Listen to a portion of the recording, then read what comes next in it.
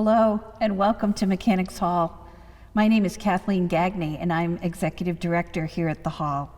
I am thrilled to share our stage with Donald Berman. He is a concert pianist, he is an educator, and he is president of the Charles Ives Society. Welcome, Don. The opening the program with the St. Gaudens Relief was a beautiful way to start this episode. Thank you, Kathy. It's great to be here. Yeah, it was just last month when my producer Adam and I came to Mechanics to think about recording the Concord Sonata, and I chose the original piano version of the St. Gaudens. It eventually became the first movement of an orchestral piece. And I wanted to play that because I thought it was a really important entry point into hearing the Concord Sonata. And then we were talking and we realized the incredible connections between that time in American history, pre-Civil War, the work of many important abolitionists, including the Transcendentalists, of the Concord Sonata that Ives portrays, and the activities of this hall in the late 1850s. Yeah.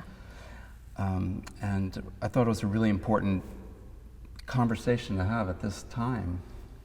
Especially at this time, Yeah. I agree. And I was so excited at the connections that we made so easily that day. Yeah, incredible, yeah. Especially the last movement of the Concord Sonata, which is a portrait of Henry David Thoreau, who spoke in this hall in 1859 Yes. on behalf of John Brown, which was an illegal activity at the time because Thoreau had helped harbor the people who financed John Brown, and it was illegal to speak on his behalf at that point. And Bronson Alcott was there, and many other supporters. And then, of course, the connection with Frederick Douglass. Right. Thoreau was here the month before John Brown was killed at Harper's Ferry, pleading his case. We were the third stop. He spoke 3 times about it, and we were the third stop. He spoke here in our Washburn Hall. And Frederick Douglass was part of the speaker series that was promoted by our association, the Worcester County Mechanics Association, and it was closely aligned with the Worcester Lyceum, with the the Worcester City Anti-Slavery Society, and there were 2 other lecture-based educational groups that we all worked together to make sure that these important topics were discussed here in Worcester. And Frederick Douglass was part of that lecture series many times, and so was Ralph Waldo Emerson and many others. Yeah.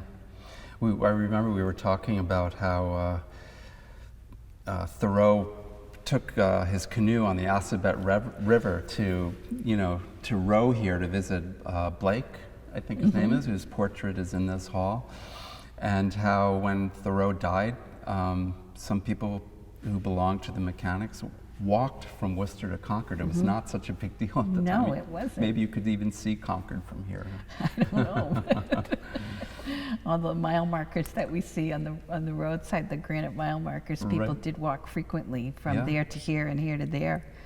So the Mechanics Association was established in 1842, just about the time when the lecture series of adult education basically was becoming extremely popular, partly because of the Transcendentalists and their focus on education.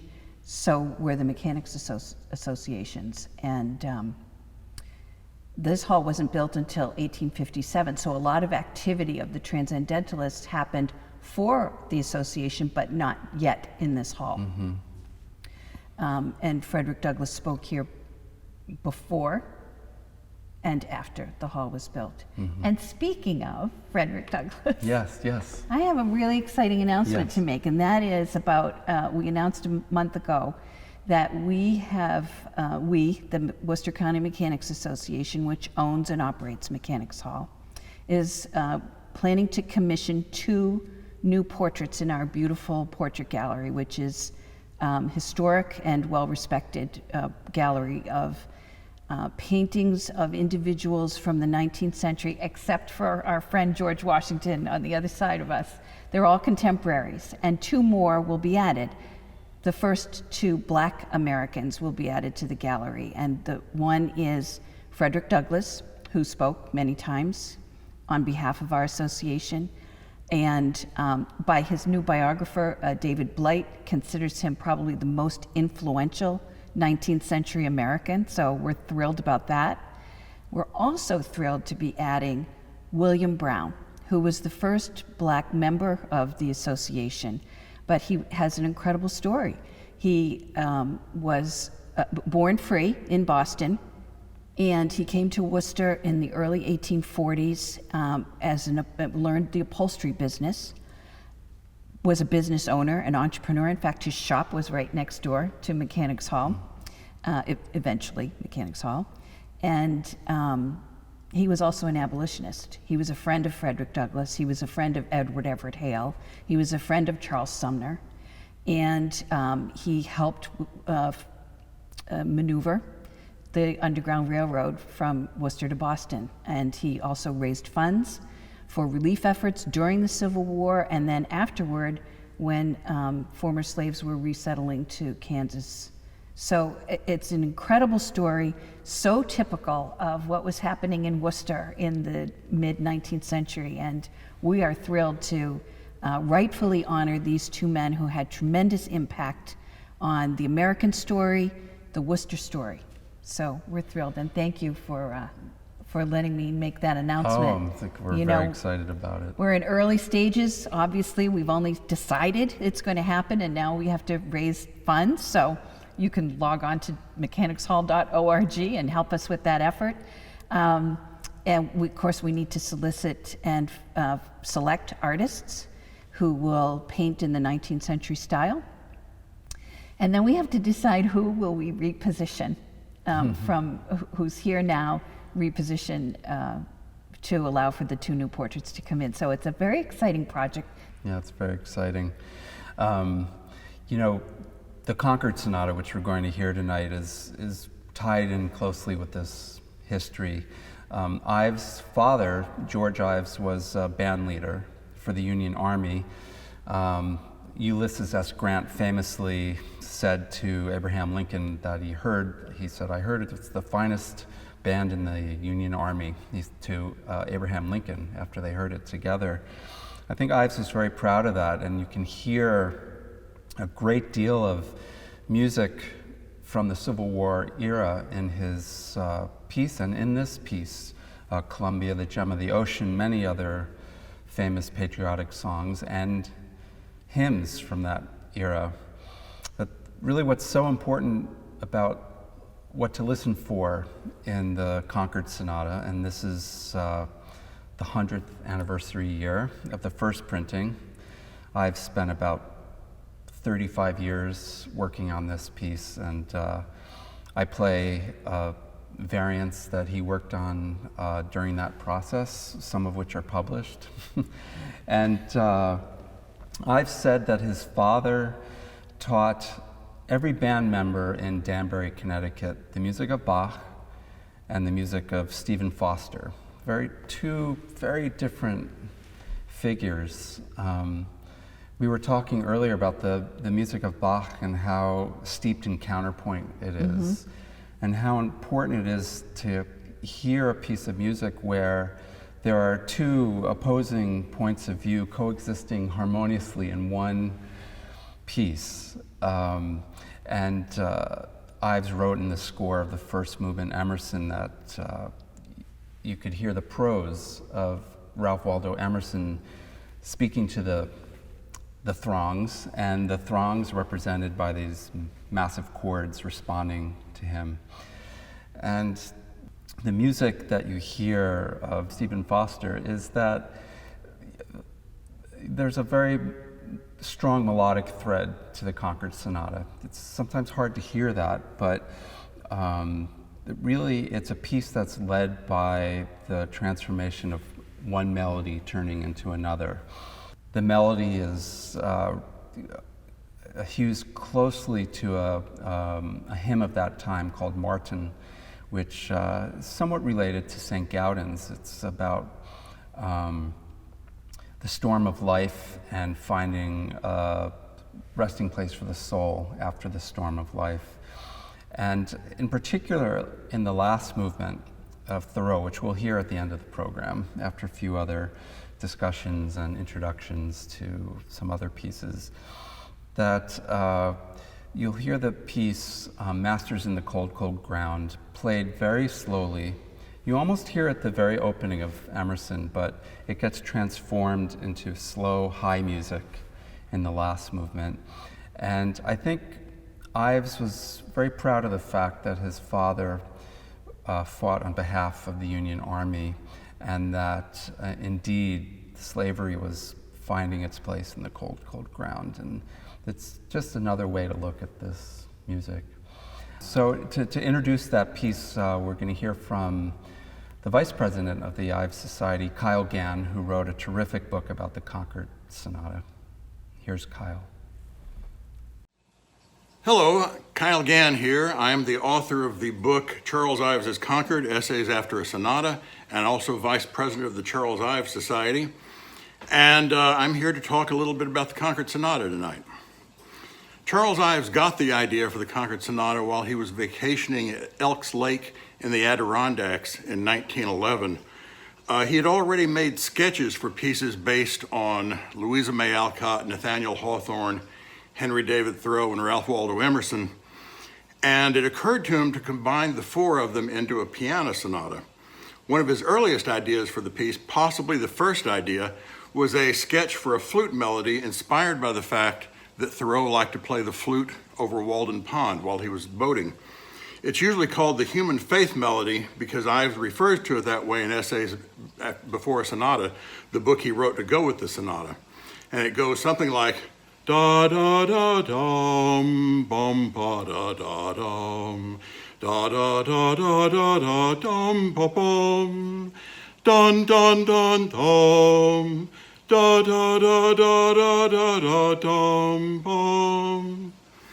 Now, quite obviously, Ives quotes the first four notes of Beethoven's Fifth Symphony in that tune, which is kind of surprising, but he wrote that there is an oracle at the beginning of the Fifth Symphony, and that those notes represent the soul of humanity knocking at the door of the divine mysteries.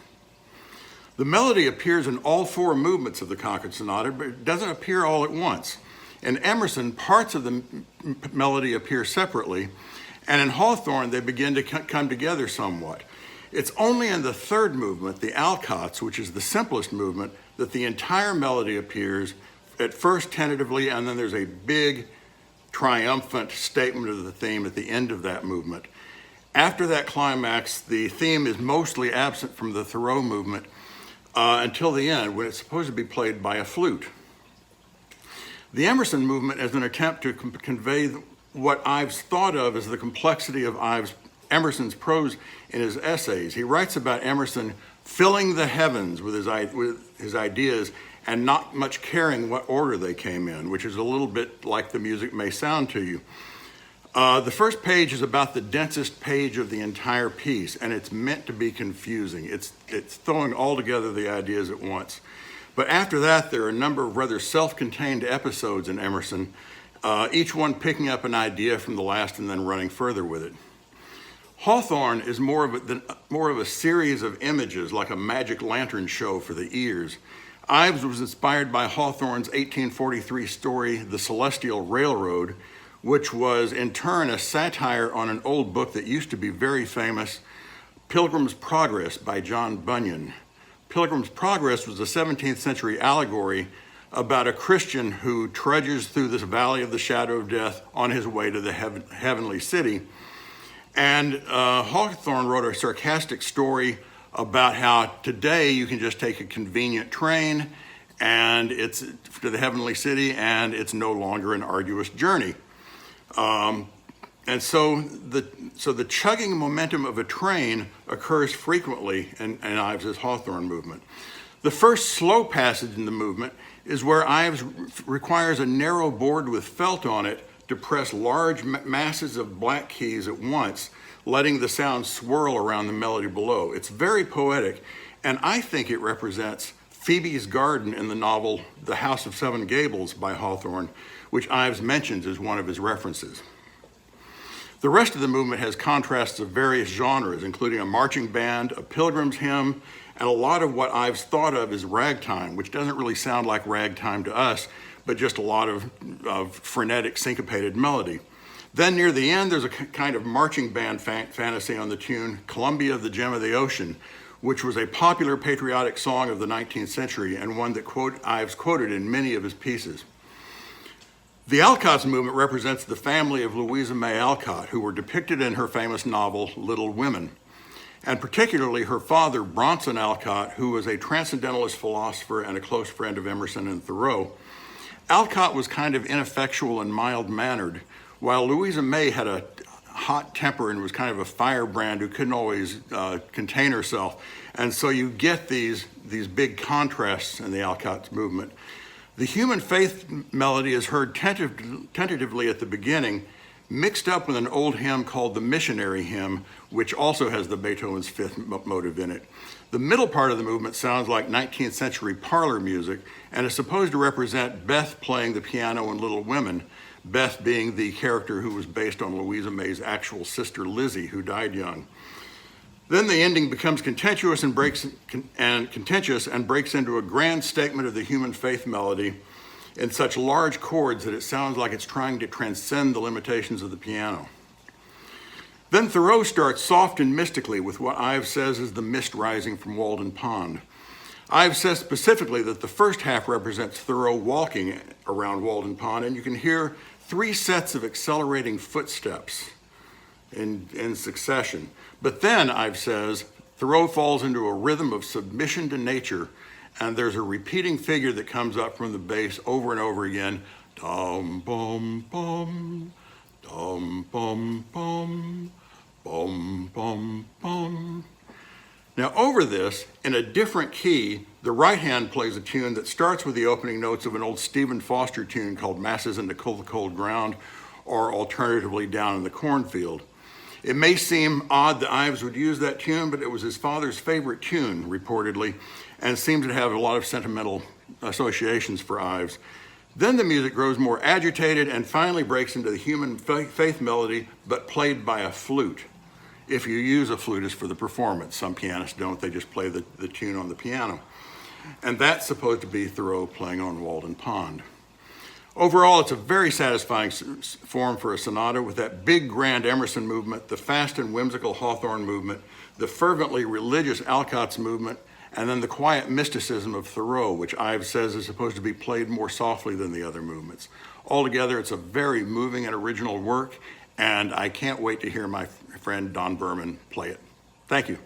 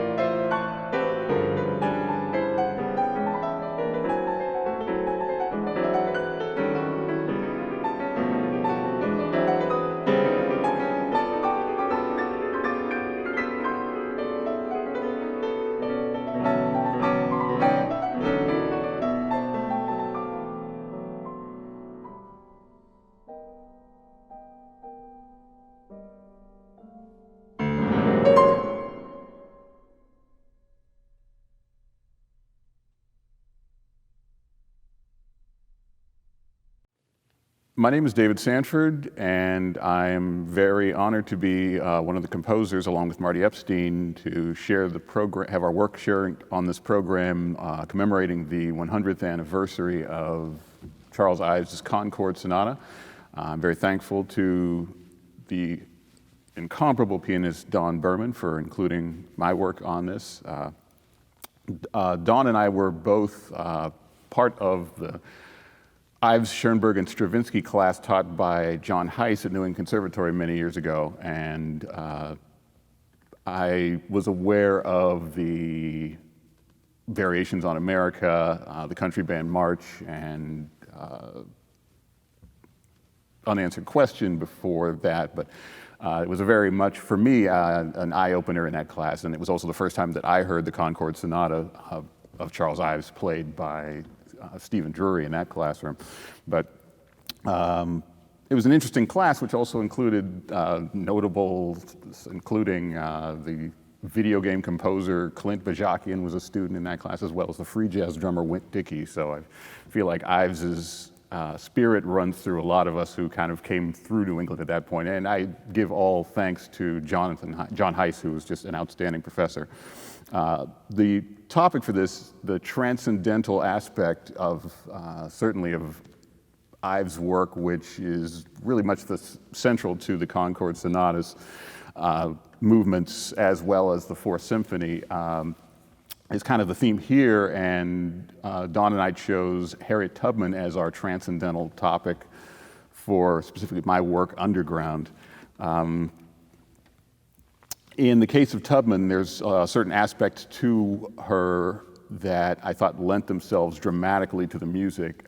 Specifically, I think the aspect of her, when she was very young, she received a head injury from an overseer who was actually trying to strike another slave, but which injured her very gravely and gave her migraine headaches and seizures pretty much for the rest of her life.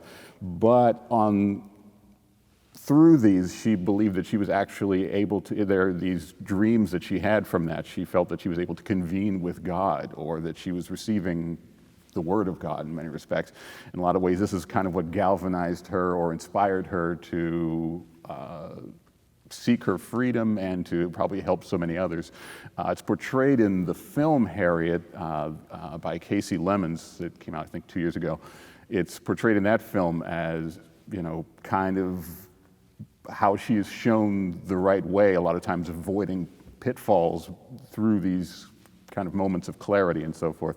So aspects of Ives that I've kind of related to that, aside from the overt transcendental nature of so much of his music, certainly there are what Professor Heiss used to refer to as windows, where you're looking into a piece and the foreground layer recedes such that you hear kind of a primordial or existential background layer. It's really obvious to me in the Robert Browning overture, but you also hear it in the pretty much all the way through the Concord Sonata, the Fourth Symphony. Also, I should point out that using Tubman as a kind of the basis for the piece, in the same way that Ives used Hawthorne, Emerson, the Alcotts, and so forth for the Concord Sonata, I'm kind of avoiding the railroad aspect, obviously the Underground Railroad there versus the Celestial Railroad of Hawthorne. And again, more just, I think musically speaking, I was more into the idea of just kind of a progression, almost more maybe the Black March of the St. Gaudens movement of the three places in New England. That kind of idea that's more maybe related to work songs or spirituals in some way. But another aspect besides the whole use of the windows is also this quotation. I'm very sparse with them. I've quoted a lot of pieces in the past, but I kind of try to keep it to a minimum in this one. And I should also say, on the surface, there's a real appreciation for the work of Cecil Taylor, which I felt kind of seemed to mine a similar spiritual inspiration as that of Ives, as well as what I interpret to be some of the inspirations and the, sort of the mindset of Harriet Tubman. So I want to thank Dawn very much for including me in this, and I hope that you enjoy this work as much as I enjoyed writing it.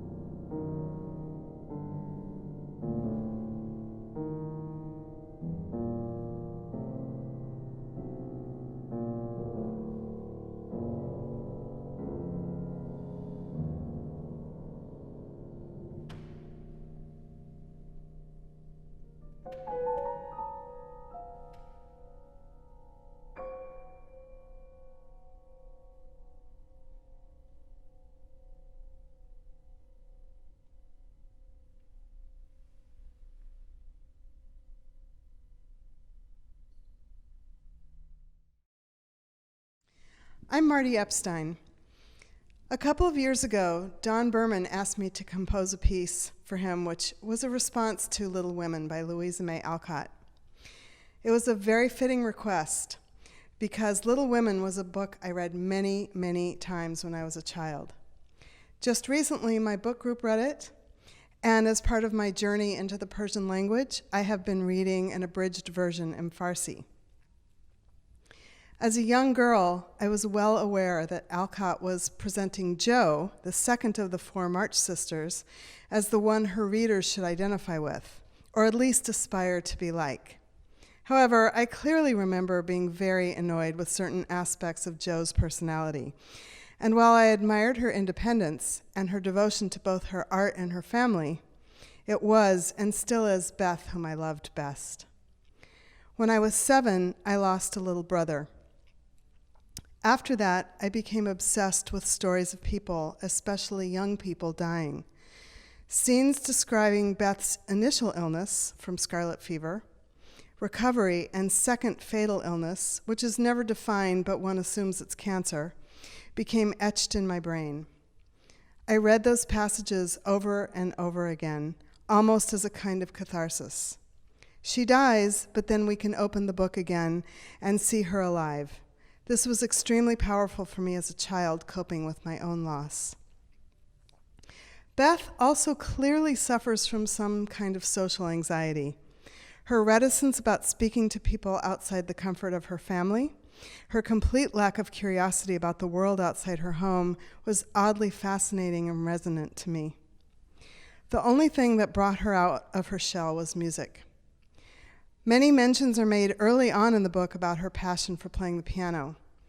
One of my most favorite scenes in the book is when, after being invited by old Mr. Lawrence next door to come to his mansion, hence the name Palace Beautiful, he wanted her to come play the neglected piano that had belonged to his daughter. Beth timidly enters the house and begins to play. We shouldn't forget how brave this was for her. Old Mr. Lawrence is up in his study listening to her. My piece is an imagining of what he might have heard, not only what she actually played, but how his memory may have filtered and altered the sound of the piano wafting up the stairs. This begs the question of what Beth actually played on the piano. While I love Greta Gerwig's recent film of Little Women, I very much object to the use of Beethoven and Chopin as the pieces Beth would have played. It's not clear she actually took piano lessons. The family was very poor, and there are several mentions of books of hymns that she liked to play through. In my imagination, she actually isn't that technically proficient, but rather has a deep, heartfelt love of the tactile sensation of touching the keys and the resulting sound that pours out. In my imagination, she plays through hymns and possibly even improvises as she becomes lost in her own world. My piece takes a Methodist hymn, Fortitude by David Smith, as scaffolding around which I layer other kinds of sonorities that I imagine she either plays or Mr. Lawrence hears, or both. All four March sisters are creative, but I think Beth has the richest and deepest inner life which she expresses through playing the piano.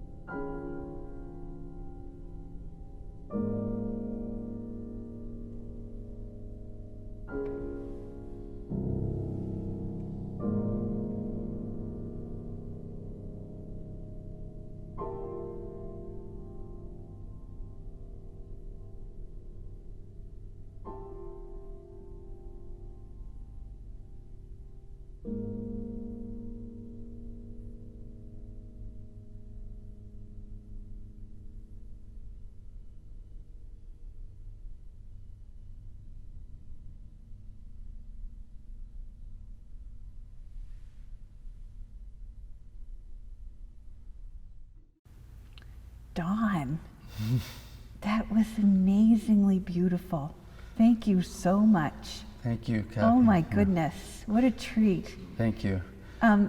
Tell me two things. Tell Okay. me about how did it feel to play in this hall on the same stage where all the folks we're talking about were here long before us, and then talk about David and Marty's pieces. Thanks. Yeah, it was incredible to premiere pieces in this hall. It feels like it's continuing a living history.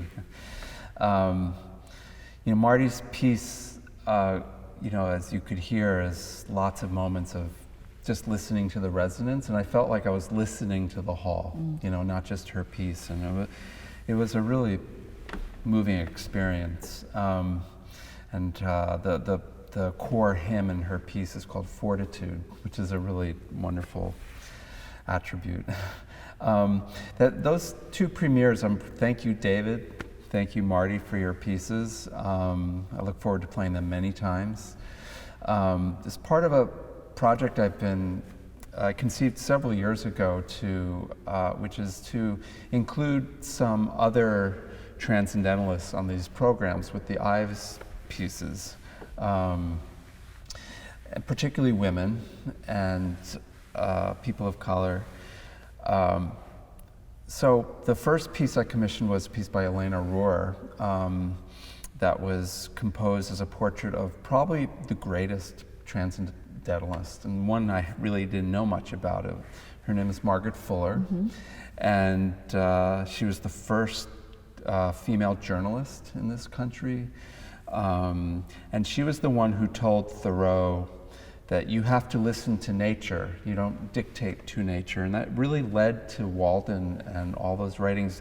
It seems like a simple, fanciful idea, but really at that time in history, no one understood very much about anything ecological. In a way, Thoreau invented that whole idea of ecology. So that was the first piece. Amy Beth Kirsten is working on a piece about Emily Dickinson, who's, of course, a pivotal figure of that time and was also friends with Higginson and many of the same crowd of people who came to this Mechanics Hall. So playing those works and playing Alcott's After We Spoke and the Thoreau movement, which you'll hear next, was really, it's an incredible experience doing it in this hall. It was very moving in a way that it's not usually felt for me performing it, because it's performing from the same stage that Thoreau made his plea for John Brown. It was an incredible experience. So. Well, and that's our story. We are so blessed to still have Mechanics Hall for people like you to come and perform and have that experience yourself, that musical experience. And, we almost weren't here. We are 43 years post-restoration. Wow. And after the wonderful days that you and I are talking about in the 19th century, the hall had a very interesting place. It was used for sporting events and roller skating and whatever would pay the bills. And in fact, the hall was put up for sale by the association two times, once in the 1950s and once in the 60s. Wow. And luckily for us, they were not successful. And then the fire department closed us down in the early 1970s because we weren't to code. And that started a renewed excitement. We were at the time of the bicentennial of the country, and people got excited about American history, Worcester history, pride in our heritage, and that's what saved Mechanics Hall. So we're so blessed to be here 40 years after that, because we might not have been. And the stories that took place in these walls are just incredible. Yeah, really is. I think we're right above where Dickens himself spoke. Yes, right? Charles Dickens was here, and he did not enjoy himself because, we function most of our revenue comes from renting the hall, and that's always been true. And we hosted in Washburn Hall downstairs from here for 75 years the New England Poultry Association annual exhibition. And regrettably, that was taking place in Washburn Hall at the same time Charles Dickens came here on his last book tour, second and last book tour of the States.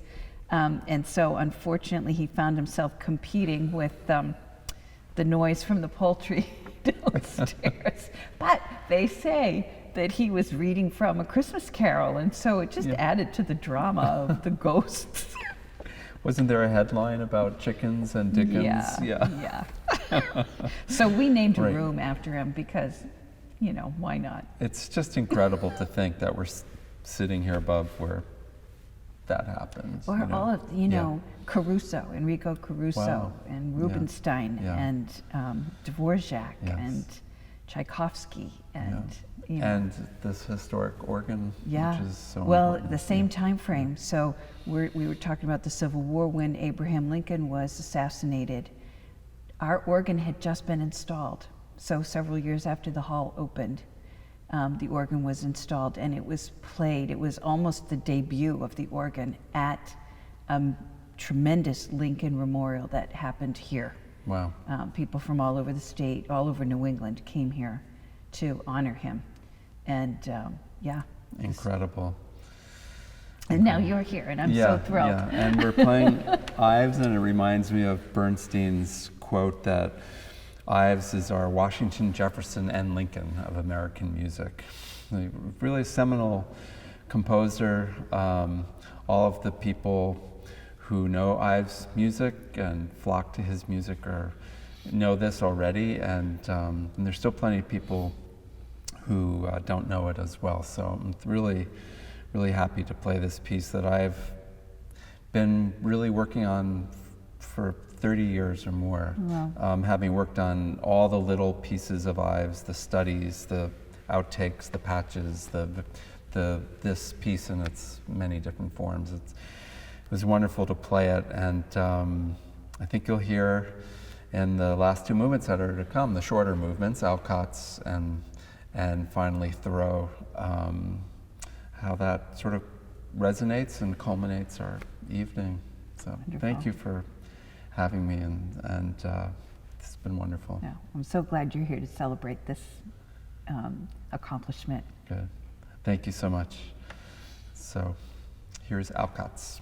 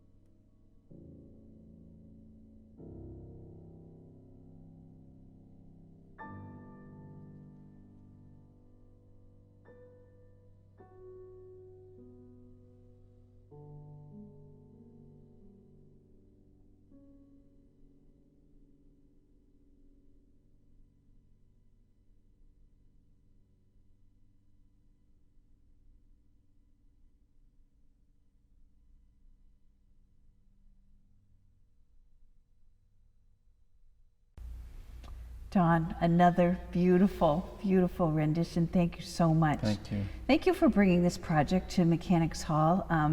You know, the COVID-related shutdown has made our hall very quiet, and so it's a thrill to have activity, but also this kind of activity where we've got beautiful music and really terrific information about history and the role of the hall and the Transcendentalists, and that's exactly what this hall was built for and was used for in the 19th century. And so I'm thrilled that we're reproducing that. I think more of this will happen as the days go by, and adding our new portraits when that happens of Frederick Douglass and William Brown just continues the legacy begun by the 19th century mechanics of bringing to the community enriching experiences that will inspire them to think creatively and bigger and wider and dream bigger. So thank you so much. Thank you. Thank you to the Charles Ives Society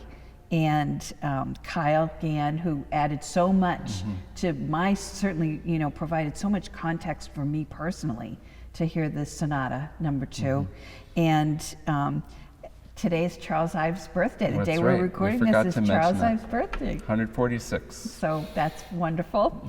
And thank you, Adam, Abe's House, and your production crew. Adam's production is a Grammy-winning production house, and we're so thrilled to have him with us on this project. We're very grateful. And to Daron and Jeremy, who worked very hard at this, and to Charles Ives, of course, to David Sanford and Marti Epstein, who just contributed a wealth of beautiful music for this experience today. And also, of course, our own Joseph Chilorio, the technical director here at the hall, who works so hard and is so dedicated. So thank you Thank from the you. bottom of my heart. Thank you so much. Good night.